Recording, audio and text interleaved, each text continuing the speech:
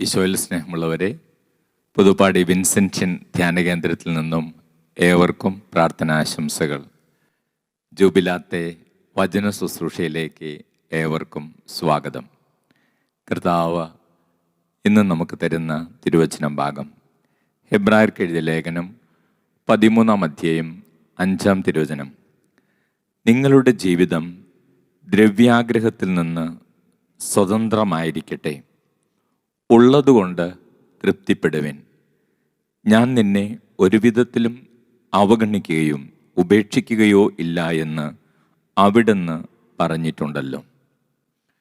ഈശോയിൽ സ്നേഹമുള്ളവരെ, നമ്മുടെ ജീവിതത്തെക്കുറിച്ച് കർത്താവിൻ്റെ വചനത്തിലൂടെ മനോഹരമായൊരു സന്ദേശം ദൈവം നമുക്ക് തരികയാണ്. ദ്രവ്യാഗ്രഹത്തിൽ നിന്ന് അകന്നു നിൽക്കുവാൻ നമുക്ക് സാധിക്കേണ്ടതുണ്ട്. കാരണം ദ്രവ്യാഗ്രഹം വന്നു കഴിയുമ്പോൾ നമ്മുടെ മനസ്സിൽ നിന്ന് സംതൃപ്തി നഷ്ടപ്പെട്ടു പോകുന്നു. എന്തൊക്കെ നമുക്കുണ്ടെങ്കിലും, എത്ര ആളുകൾ നമ്മോടൊപ്പം ഉണ്ടെങ്കിലും, എത്ര സന്തോഷം നമുക്ക് കിട്ടുന്നുണ്ടെങ്കിലും, നമ്മളെ സ്നേഹിക്കാൻ കുറേ ആളുകളൊക്കെ ഉണ്ടെങ്കിലും, നല്ല ആരോഗ്യമൊക്കെ ഉണ്ടെങ്കിൽ പോലും നമുക്ക് സംതൃപ്തി ഇല്ലാതെ പോകുന്നു. ദ്രവ്യാഗ്രഹത്തിൻ്റെ പുറകെ പോകുമ്പോൾ നമ്മുടെ ജീവിതത്തിൽ സമാധാനവും സന്തോഷവും ഒക്കെ നമുക്ക് നഷ്ടപ്പെട്ടു പോകും. കർത്താവിൻ്റെ തിരുവചനം നമ്മളെ ഓർമ്മിപ്പിക്കുകയാണ്, നിങ്ങളുടെ ജീവിതം ദ്രവ്യാഗ്രഹത്തിൽ നിന്ന് സ്വതന്ത്രമായിരിക്കട്ടെ. നമ്മൾ അങ്ങനെയാണ് ജീവിക്കുന്നതെങ്കിൽ കർത്താവ് നൽകുന്ന വാഗ്ദാനം ഇതാണ്: നിന്നെ ഒരു വിധത്തിലും ഞാൻ അവഗണിക്കുകയോ ഉപേക്ഷിക്കുകയോ ഇല്ല. ദൈവത്തിൽ ആശ്രയിച്ച് ജീവിച്ചാൽ നിന്നെ ഒരു തരത്തിലും ഞാൻ അവഗണിക്കുകയോ ഉപേക്ഷിക്കുകയോ ഇല്ല. സ്നേഹമുള്ളവരെ, ഈ ലോകത്തിൽ ചില ആളുകൾ ചിന്തിക്കുന്നത് അവരുടെ ഭാവി സുരക്ഷിതമായിരിക്കുന്നത് എന്തുമാത്രം സമ്പത്തുണ്ട് എന്നതനുസരിച്ചാണെന്ന് ചിന്തിക്കുന്ന ആളുകളുണ്ട്. എന്നാൽ വാസ്തവത്തിൽ അതല്ല സത്യം. ഒരു വ്യക്തിയുടെ ഭാവി ദൈവമാണ് അത് രൂപപ്പെടുത്തുന്നത്. അപ്പോൾ ദൈവമാണ് നമ്മുടെ ഭാവിയെ രൂപപ്പെടുത്തുന്നത്. സമ്പത്തല്ല, അല്ലെങ്കിൽ പണമല്ല നമ്മുടെ ഭാവിയെ രൂപപ്പെടുത്തുന്നെന്നുള്ള വ്യക്തമായ ഒരു ബോധ്യം നമുക്ക് ആവശ്യമാണ്. ഈ ലോകത്തിൽ ജീവിക്കുമ്പോൾ നമുക്കെല്ലാവർക്കും പണത്തിൻ്റെ ആവശ്യമുണ്ട്, സമ്പത്തിൻ്റെ ആവശ്യമുണ്ട്. പണത്തിൻ്റെ ആവശ്യമില്ല, അല്ലെങ്കിൽ ദ്രവ്യാഗ്രഹം വേണ്ട എന്നൊക്കെ പറയാൻ എളുപ്പമാണ്. പക്ഷെ പണമില്ലാതെ നമുക്ക് ജീവിക്കാൻ സാധിക്കില്ല. സമ്പത്ത് നമുക്ക് ആവശ്യത്തിന് വേണം, പണം നമുക്ക് ആവശ്യത്തിന് വേണം. എങ്കിലേ നമുക്ക് ഈ ഭൂമിയിൽ നല്ലൊരു ജീവിതത്തിൽ മുമ്പോട്ട് പോകുവാൻ നമുക്ക് സാധിക്കുകയുള്ളൂ. എന്നാൽ ദൈവം നമ്മോട് പറയുന്നത് നമ്മൾ അതിനു വേണ്ടി മാത്രമായിട്ട് ജീവിക്കരുത്. അതോടൊപ്പം അതാണ് നമ്മുടെ ഭാവിയെ സുരക്ഷിതമാക്കുന്നത് എന്നുള്ള ചിന്തയിൽ നമ്മൾ ജീവിക്കരുത്. നമ്മുടെ ഭാവി രൂപപ്പെടുത്തുന്നത് പണമല്ല, അല്ലെങ്കിൽ നമുക്കുള്ള വസ്തുവകളോ അല്ല. ദൈവമാണ് നമ്മുടെ ഭാവിയെ രൂപപ്പെടുത്തുന്നത് എന്നുള്ള ഉറച്ച ബോധ്യം നമുക്ക് ആവശ്യമുണ്ട്. അപ്പോൾ സ്നേഹമുള്ളവരെ, നമ്മൾ ഈ ബോധ്യങ്ങളോടുകൂടെ നമ്മുടെ കയ്യിലുള്ള പണം ശരിയായിട്ട് ഉപയോഗിക്കേണ്ടതുണ്ട്. അതോടൊപ്പം തന്നെ ഈ ബോധ്യങ്ങളിലൂടെ നമുക്ക് അന്യായ മാർഗങ്ങളിലൂടെ സമ്പത്ത് ശേഖരിക്കാനുള്ള ആഗ്രഹം ഉണ്ടാകുകയും വരുത്. കാരണം അന്യായമായ മാർഗങ്ങളിലൂടെ ആരെങ്കിലും സമ്പത്ത് ശേഖരിച്ചിട്ടുണ്ടോ, അതൊന്നും വേണ്ടതുപോലെ അനുഭവിക്കാൻ അവർക്കോ അവരുടെ മക്കൾക്കോ സാധിച്ചിട്ടില്ല. അതാണ് ഈ ലോക ചരിത്രം നമ്മളെ പഠിപ്പിക്കുന്നത്. നമ്മളിങ്ങനെ പലരെയും കാണാം, നമുക്ക് ചുറ്റുമുള്ള ഒത്തിരിയേറെ ആളുകളെ കാണാം. അന്യായ മാർഗത്തിലൂടെ, അല്ലെങ്കിൽ ക്രൂരമായ പ്രവൃത്തികളിലൂടെ, ചതിയിലൂടെ ഒക്കെ പണമുണ്ടാക്കുന്നവർ. പക്ഷെ പിന്നീട് നമുക്കത് മനസ്സിലാക്കാൻ സാധിക്കും, അവർക്കോ അവരുടെ മക്കൾക്കോ അത് വേണ്ടതുപോലെ അനുഭവിക്കുവാൻ സാധിച്ചിട്ടില്ല എന്നുള്ള കാര്യം. അപ്പം അതിൽ നിന്നൊക്കെ വ്യക്തമാകുന്ന ഒരു വലിയ സത്യം ഇതാണ്: പണമോ സമ്പത്തോ അല്ല നമ്മുടെ ഭാവി സുരക്ഷിതമാക്കുന്നത്. നമ്മുടെ ഭാവി സുരക്ഷിതമാക്കുന്നത് ദൈവമാണ് നമ്മുടെ ഭാവിയെ രൂപപ്പെടുത്തുന്നതെന്ന് എന്നുള്ള വലിയ സത്യം നമുക്ക് മറക്കാതിരിക്കാം. സ്നേഹമുള്ളവരെ, നമ്മളിങ്ങനെ വിശുദ്ധ ഗ്രന്ഥത്തിലൂടെ കടന്നു പോകുമ്പോൾ ചില ഉദാഹരണങ്ങൾ ഈ ഭാവി സുരക്ഷിതമാക്കാൻ വേണ്ടി ചില വ്യക്തികൾ ചെയ്തതും അവരുടെ ജീവിതത്തിൽ സംഭവിച്ച കാര്യങ്ങളൊക്കെ നമ്മൾ കാണുന്നുണ്ട്. പ്രവാചകൻ്റെ ശിഷ്യനായിരുന്ന എലീശയുടെ പ്രവാചകൻ്റെ ശിഷ്യനായിരുന്ന ഗഹസിയെക്കുറിച്ച് നമ്മൾ വായിക്കുന്നുണ്ട്. നാമാൻ എന്ന് പറയുന്ന കുഷ്ഠരോഗിക്ക് സൗഖ്യം ലഭിച്ചു. നാമാന് പ്രവാചകൻ്റെ നിർദ്ദേശപ്രകാരം സൗഖ്യം ലഭിച്ചു, പ്രവർത്തിച്ചു, നിർദ്ദേശപ്രകാരം പ്രവർത്തിച്ചപ്പോൾ സൗഖ്യം ലഭിച്ചു. അതിനുശേഷം ഈ നാമാൻ പ്രവാചകൻ്റെ അരികിൽ വന്ന് പലവട്ടം ചോദിക്കുന്നുണ്ട്, എന്ത് പ്രതിഫലമാണ് ഞാൻ തരേണ്ടത്, എന്ത് പ്രതിഫലമാണ് ഞാൻ തരേണ്ടത്, എന്ത് ചോദിച്ചാലും തരാമെന്ന് പറയുന്നുണ്ട്. പ്രവാചകൻ പറഞ്ഞു, എനിക്കൊന്നും വേണ്ട, നിന്നെ സുഖപ്പെടുത്തിയ ദൈവമാണ്, ആ ദൈവത്തോട് നിനക്ക് നന്ദി ഉണ്ടായാൽ മതി, ആ ദൈവത്തോട് നിനക്ക് വിശ്വാസമുണ്ടായാൽ മതി, എനിക്കൊരു പ്രതിഫലവും വേണ്ട. പക്ഷേ പ്രവാചകൻ്റെ ശിഷ്യനായ ഗഹസി അങ്ങനെയല്ല ചിന്തിച്ചത്. പ്രവാചകൻ്റെ ശിഷ്യനായ ഗഹസി ചിന്തിച്ചു, ഇയാൾ ഇത്രയും പണക്കാരനാണ്, ഇയാൾ ഇവിടെ വന്നു, ഇയാൾക്ക് സൗഖ്യം കിട്ടി, ഇയാൾ ഈ പണം മുഴുവൻ ഇവിടെ തരാമെന്ന് പറഞ്ഞിട്ട് എന്തുകൊണ്ടാണ് ഈ പ്രവാചകൻ ഇതൊന്നും വാങ്ങാതിരിക്കുന്നത്? അത് മണ്ടത്തരമാണ്. അപ്പോൾ അങ്ങനെയാണ് ഗഹസി ചിന്തിച്ചത്. പക്ഷേ ഗഹസി അതിനുശേഷം ഈ നാമാൻ്റെ പുറകെ പോകുന്നു. അദ്ദേഹം നുണ പറഞ്ഞ് പണം വാങ്ങുന്നു. പണം വാങ്ങി അതിനുശേഷം അദ്ദേഹം പ്രവാചകൻ്റെ അരികിലേക്ക് വരുന്നു. പിന്നീട് ഈ ഗഹസിക്ക് രോഗം വരുന്നു. നമുക്കറിയാം, ഗഹസിക്ക് രോഗം വന്നതിന് ശേഷം അദ്ദേഹത്തിന് ആ പണം കൊണ്ട് വല്ല പ്രയോജനമുണ്ടായോ? അതാണ് പറഞ്ഞത്, പണമല്ല നമ്മുടെ ഭാവിയെ സുരക്ഷിതമാക്കുന്നത്, ദൈവമാണ് നമ്മുടെ ഭാവിയെ രൂപപ്പെടുത്തുന്നത്. സ്നേഹമുള്ളവരെ, എത്ര സോഫ്റ്റായിട്ടാണ്, എത്ര സ്നേഹത്തോടു കൂടിയാണ് ഈ അബ്രഹാം ലോത്തിൻ്റെ പരിചാരകരോടും അല്ലെങ്കിൽ ലോത്തിൻ്റെ ജോലിക്കാരോടൊക്കെ പ്രവർത്തിച്ചിരുന്നത്. പല വഴക്കുകളുണ്ടായി. അബ്രഹാം വളരെ സ്നേഹത്തോടു കൂടിയാണ് ഇതൊക്കെ കൈകാര്യം ചെയ്യുന്നത്. അതിനുശേഷം ഈ പ്രതിസന്ധികളൊക്കെ കൂടിക്കൂടി വന്നു കഴിഞ്ഞപ്പോൾ അബ്രഹാവും ലോത്തും ഒരു തീരുമാനമെടുത്തു, ഇനി നമ്മൾ ഒരുമിച്ച് പ്രവർത്തിച്ച് ശരിയാകത്തില്ല, അതുകൊണ്ട് നമുക്ക് 2 സ്ഥലങ്ങളിൽ മാറി മാറി ജോലി ചെയ്യാം. നമ്മുടെ ഇടയന്മാർക്കൊക്കെ നമ്മുടെ ആടുകളെ തീറ്റുന്നതിനൊക്കെ അത് നല്ലതായിരിക്കും. സ്നേഹമുള്ളവർ, അതിനുശേഷം അബ്രഹാം എത്ര മനോഹരമായിട്ടാണ് ലോത്തിനെ സമീപിക്കുന്നത്. ലോത്തിനോട് പറഞ്ഞു, നിനക്കിഷ്ടമുള്ളത് നീ തിരഞ്ഞെടുത്തോ, നിനക്ക് ഏതാണോ വേണ്ടത് അത് നീ തിരഞ്ഞെടുത്തോ, അതിനുശേഷം നീ തിരഞ്ഞെടുത്തതിന് ശേഷമുള്ളത് ഭാഗം ഞാൻ തിരഞ്ഞെടുത്തുകൊള്ളാം. അപ്പോൾ അത് ലോത്തിന് വളരെയധികം ഇഷ്ടപ്പെട്ടു. നമ്മൾ വചനത്തിൽ നമ്മൾ വായിക്കുകയാണ്, ഏറ്റവും ഫലഭൂയിഷ്ടമായിട്ടുള്ള പ്രദേശങ്ങൾ, ലോത്തോ ഏറ്റവും ഫലഭൂയിഷ്ടമായ പ്രദേശങ്ങൾ തിരഞ്ഞെടുക്കുകയാണ്. സോദോം, ഗൊമോറ നഗരങ്ങൾ, അങ്ങനെയുള്ള പ്രദേശങ്ങളൊക്കെയാണ് ഈ ലോത്ത് തിരഞ്ഞെടുക്കുന്നത്. അപ്പോൾ ഈ മനുഷ്യൻ തിരഞ്ഞെടുത്ത് കഴിയുമ്പോൾ ആ മനുഷ്യൻ്റെ ചിന്ത മുഴുവൻ എന്താണ്? ഏറ്റവും ഫലഭൂയിഷ്ടമായിട്ടുള്ള പ്രദേശങ്ങൾ തിരഞ്ഞെടുക്കുമ്പോൾ തൻ്റെ ഭാവി സുരക്ഷിതമാകും, തൻ്റെ ഭാര്യയുടെയും മക്കളുടെയും വരും തലമുറകളുടെയൊക്കെ ജീവിതം സുരക്ഷിതമാകും. അതാണ് അദ്ദേഹം കരുതിയത്. അദ്ദേഹത്തിന് ഈ അബ്രാഹത്തെക്കുറിച്ച് ചിന്തിക്കാനോ, അദ്ദേഹത്തിന് ബാക്കി എന്താണ് കൊടുക്കാനുള്ളതെന്ന് ചിന്തിക്കാനോ, അബ്രാഹത്തിന് ലഭിക്കുന്ന സ്ഥലത്തിൻ്റെ പ്രത്യേകതകളെ ചിന്തിക്കാനോ ഒന്നും മനസ്സുണ്ടായിരുന്നില്ല. ലോത്തിന് ഒരേ ഒരു ചിന്തയേ ഉണ്ടായിരുന്നുള്ളൂ, ഏറ്റവും നല്ലത് എനിക്ക് വേണം, ഏറ്റവും കൂടുതൽ എനിക്ക് വേണം, ഏറ്റവും ഫലഭൂയിഷ്ടമായത് അദ്ദേഹം തിരഞ്ഞെടുത്തു. പക്ഷെ അബ്രാഹാം ദൈവം കൊടുത്ത സ്നേഹം ഉള്ളിലുള്ള മനുഷ്യനായിരുന്നു. അബ്രാഹാം ലോത്തിനോട് പറഞ്ഞു, നിനക്ക് ആ പ്രദേശമാണ് ഇഷ്ടമെങ്കിൽ നീ അതെടുത്തോ, ഞാൻ മറ്റേ വശത്തേക്ക് പോയിക്കൊള്ളാം. സ്നേഹമുള്ളവരെ, അങ്ങനെ അബ്രാഹാം തീർത്തും ഫലഭൂയിഷ്ടമല്ലാത്ത സ്ഥലത്തേക്കാണ് അബ്രാഹാം പോകുന്നത്. അദ്ദേഹത്തിൻ്റെ കൂടെയുള്ള ഒരുപക്ഷെ പണിക്കാരൊക്കെ ചിന്തിച്ചു കാണാം, എന്താ ഈ അബ്രാഹാം ഇങ്ങനെ തീരുമാനമെടുക്കുന്നത്. പക്ഷെ ദൈവത്തിൽ വിശ്വസിച്ചു. അബ്രാഹത്തിന് വലിയൊരു ബോധ്യമുണ്ടായിരുന്നു, ഭാവി രൂപപ്പെടുത്തുന്നത് സമ്പത്തല്ല, ദൈവമാണ്. ഒരു വ്യക്തിയുടെ, ഒരു കുടുംബത്തിൻ്റെ ഭാവി രൂപപ്പെടുന്ന ഉറച്ച ബോധ്യം അബ്രാഹത്തിനുണ്ടായിരുന്നു. അവൾ ഈ ഫലഭൂയിഷ്ടമായ സ്ഥലത്ത് ലോത്തും കുടുംബവും താമസമായി. അവർ കുറേ നാളുകൾക്ക് അതിൻ്റെ സന്തോഷങ്ങളിൽ മുഴുകി. അബ്രാഹാം കഠിനാധ്വാനം ചെയ്തു. പക്ഷേ അബ്രാഹത്തിന് കിട്ടിയ ആ സ്ഥലത്ത് ദൈവം അനുഗ്രഹിച്ചു.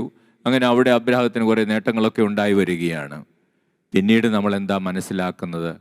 സ്നേഹമുള്ളവരെ, ദൈവം ഈ സോദോം ഗൊമോറോ നഗരങ്ങളേക്ക് നശിപ്പിച്ച് കളയുകയാണ്.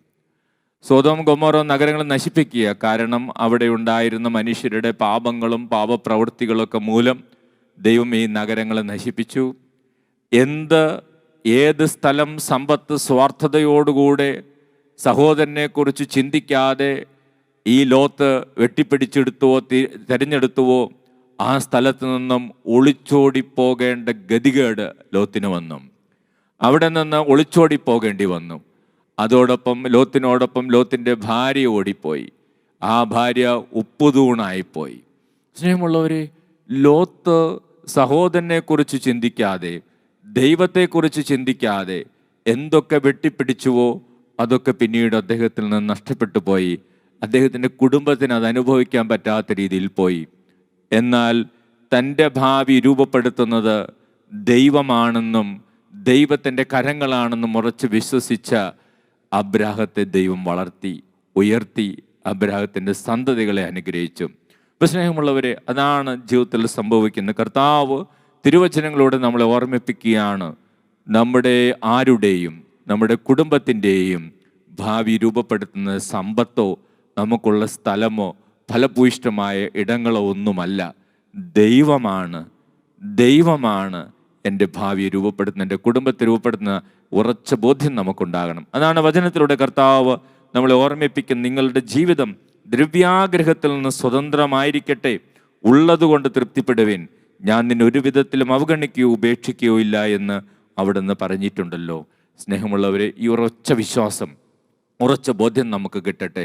നമുക്ക് എന്തെങ്കിലുമൊക്കെ വീതം വെച്ചപ്പോൾ, പാർട്ടീഷൻ നടത്തിയപ്പോൾ കിട്ടാതിരുന്നിട്ട് സങ്കടപ്പെടേണ്ട.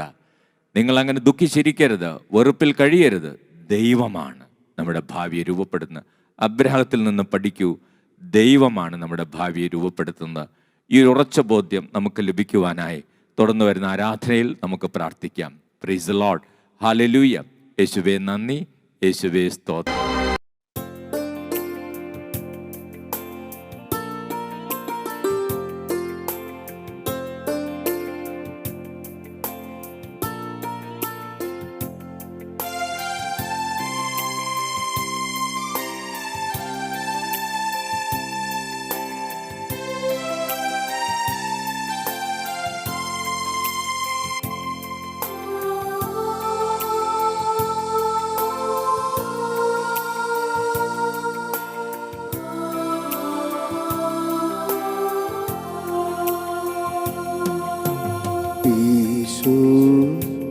എഴുന്നള്ളുമീ നിമിഷം എത്ര മോഹനം, ആത്മാവിൽ പൂമഴയായി സ്വർഗനാഥനിൽ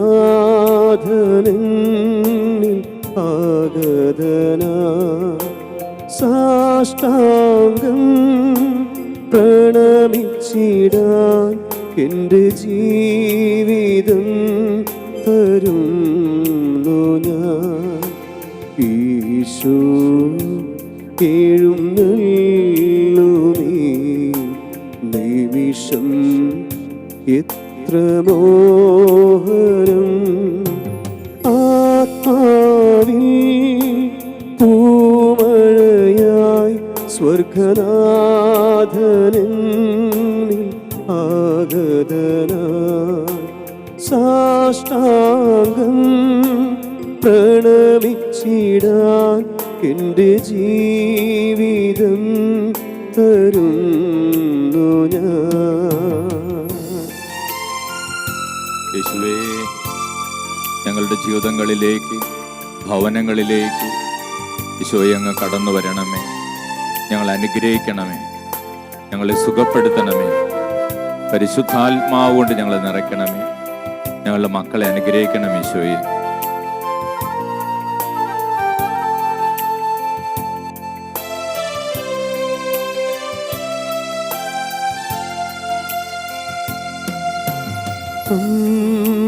അമ്മയേക്കാൾ സ്നേഹമേകും ദൈവമേ എൻ സർവസ്വമേ, ഏകനായി ഞാൻ നിന്റെ മുൻപിൽ ദാഹമോടെ നിന്നിടുന്നു. അവിവേകിയ അരുതായ്മകൾ ചെയ്തു പോയതോർക്കരുതേ. അലിവോടെ നിൻ മകനാക്കണേ. ലോകപാത ഞാൻ വെടിയാൻ ഈശോ എഴുന്നള്ളുമീ നിമിഷം എത്ര മോഹനം, ആത്മാവിൽ സ്വർഗനാഥനിൽ ആഗതനായി സാഷ്ടാംഗം പ്രണമിച്ചിടാൻ എൻ്റെ ജീവിതം തരുന്നു ഞാൻ. ഈശോയേ ആരാധന, ഈശോയേ ആരാധന, ഈശോയേ ആരാധന, ഈശോയേ ആരാധന, ഈശോയേ ആരാധന, ഈശോയേ ആരാധന. പരിശുദ്ധ പരമ ദിവ്യ കാരുണ്യത്തിന് എന്നേരവും ആരാധനയും സ്തുതിയും പുകഴ്ചയും ഉണ്ടായിരിക്കട്ടെ. നിത്യസ്തുതിക്ക് യോഗ്യമായ പരിശുദ്ധ പരമ ദിവ്യ കാരുണ്യത്തിന് എന്നേരവും ആരാധനയും സ്തുതിയും പുകഴ്ചയും ഉണ്ടായിരിക്കട്ടെ. നിത്യസ്തുതിക്ക് യോഗ്യമായ പരിശുദ്ധ പരമ ദിവ്യ കാരുണ്യത്തിന് എന്നേരവും ആരാധനയും സ്തുതിയും പുകഴ്ചയും ഉണ്ടായിരിക്കട്ടെ.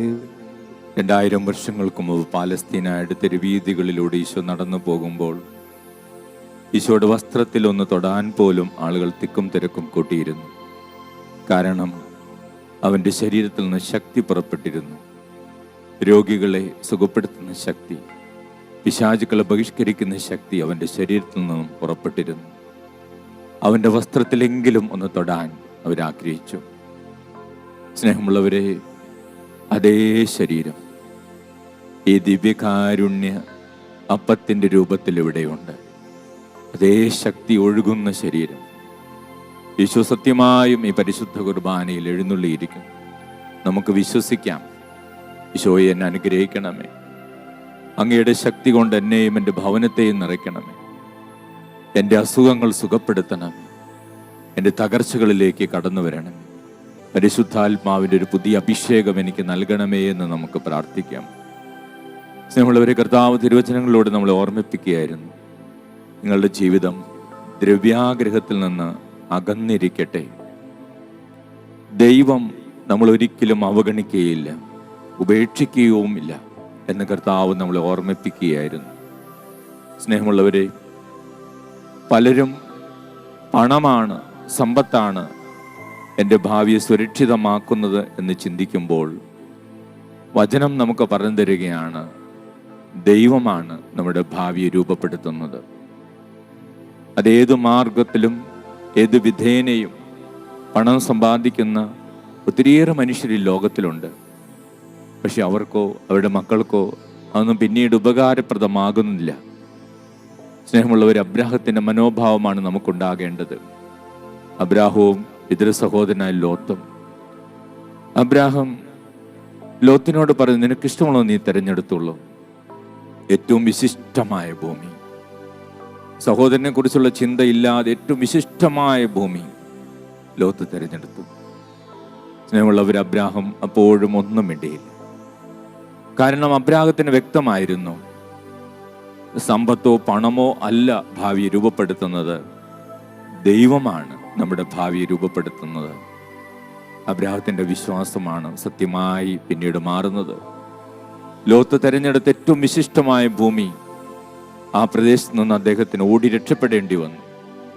ഓടി രക്ഷപ്പെടുമ്പോൾ അദ്ദേഹത്തിൻ്റെ ഭാര്യ ഒരു ഉപ്പുതൂണായി തീർന്നു. സ്നേഹമുള്ളവരെ, അദ്ദേഹം തിരഞ്ഞെടുത്ത അതിവിശിഷ്ടമായ സമ്പത്ത് അദ്ദേഹത്തിന് ഉപകാരപ്പെട്ടില്ല. എന്നാൽ അബ്രാഹാം ദൈവത്തിൻ്റെ വഴികളിലൂടെ നടന്നു, സഹോദരങ്ങളെ സ്നേഹിച്ചു. സമ്പത്തോ വസ്തുവകകളോ ഒന്നുമല്ല, ദൈവമാണ് ഭാവിയെ രൂപപ്പെടുത്തുന്ന, എൻ്റെ മക്കളെ അനുഗ്രഹിക്കുന്നെന്നുള്ള വലിയ ബോധ്യം അബ്രാഹത്തിനുണ്ടായിരുന്നു. അതുകൊണ്ട് അബ്രാഹവും അബ്രാഹത്തിൻ്റെ തലമുറകളും അനുഗ്രഹിക്കപ്പെട്ടു. സ്നേഹമുള്ളവരെ, നമുക്കും ഈ ഒരു ബോധ്യം കിട്ടണം. ദൈവമാണ് നമ്മുടെ ഭാവിയെ രൂപപ്പെടുത്തുന്നത്. ദൈവമാണ് നമ്മുടെ കുടുംബത്തിൻ്റെ ഭാവി രൂപപ്പെടുത്തുന്നത്. ദൈവമാണ് നമ്മുടെ മക്കളുടെ ഭാവിയെ രൂപപ്പെടുത്തുന്നത്. താൽക്കാലികമായ സമ്പത്തോ നേട്ടങ്ങളൊന്നുമല്ല. ആ ദൈവത്തിൽ നമുക്ക് ആശ്രയിക്കാം.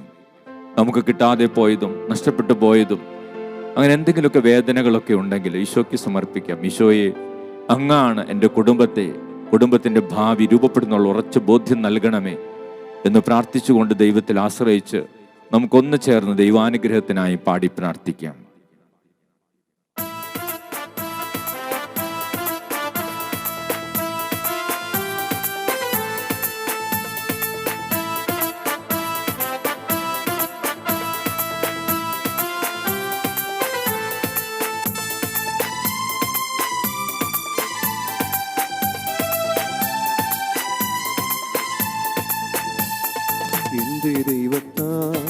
എന്റെ ദൈവത്താൽ നിശ്ചയമനുഗ്രഹം പ്രാപിച്ചിടും ഞാൻ. എന്റെ ദൈവത്താൽ നിശ്ചയമനുഗ്രഹം പ്രാപിച്ചിടും ഞാൻ. തൻ്റെ വചനം പോലെ ഞാൻ ചെയ്യും, തൻ്റെ വഴിയിൽ തന്നെ നടക്കും. തൻ്റെ വചനം പോലെ ഞാൻ ചെയ്യും, തൻ്റെ വഴിയിൽ തന്നെ നടക്കും. എന്റെ ദൈവത്താൽ നിശ്ചയമനുഗ്രഹം പ്രാപിച്ചിടും ഞാൻ. തൻ്റെ വചനം പോലെ ഞാൻ ചെയ്യും, തൻ്റെ വഴിയിൽ തന്നെ നടക്കും. യേശുവേ, എല്ലാ കുടുംബങ്ങളെ അനുഗ്രഹിക്കണമേ, എല്ലാ മക്കളെ അനുഗ്രഹിക്കണമേ. ഈ ആരാധനയിൽ പങ്കെടുക്കുന്ന ഓരോ മകനെയും മകളെയും ഒരു പുതിയ അഭിഷേകത്താൽ ജ്വലിപ്പിക്കണമേ, കൃപ കൊണ്ട് നിറയ്ക്കണമേ, സൗഖ്യം കൊണ്ട് അഭിഷേകം ചെയ്യണമേ, അനുഗ്രഹിക്കണമേ യേശുവേ.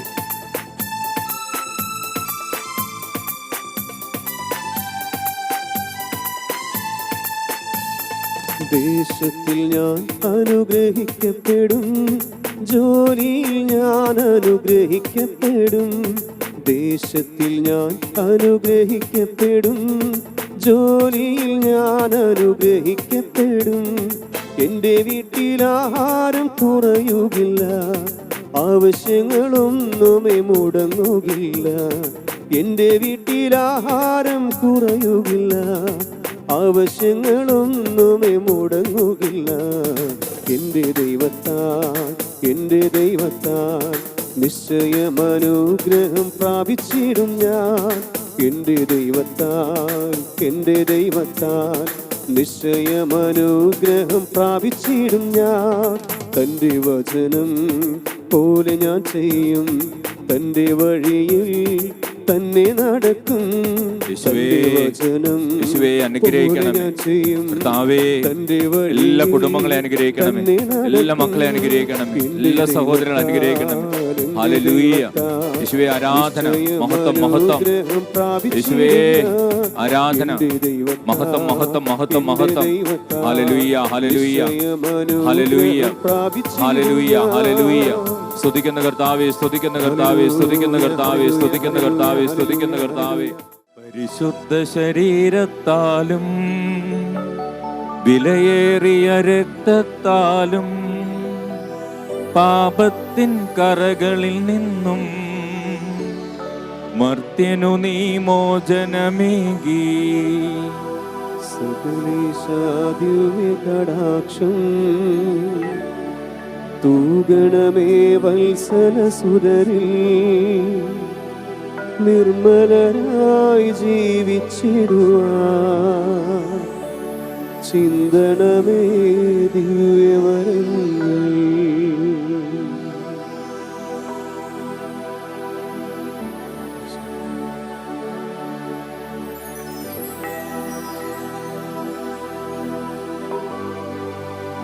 പരിശുദ്ധ പരമ ദിവ്യകാരുണ്യത്തിന് എന്നേരവും ആരാധനയും സ്തുതിയും പുകഴ്ചയും ഉണ്ടായിരിക്കട്ടെ.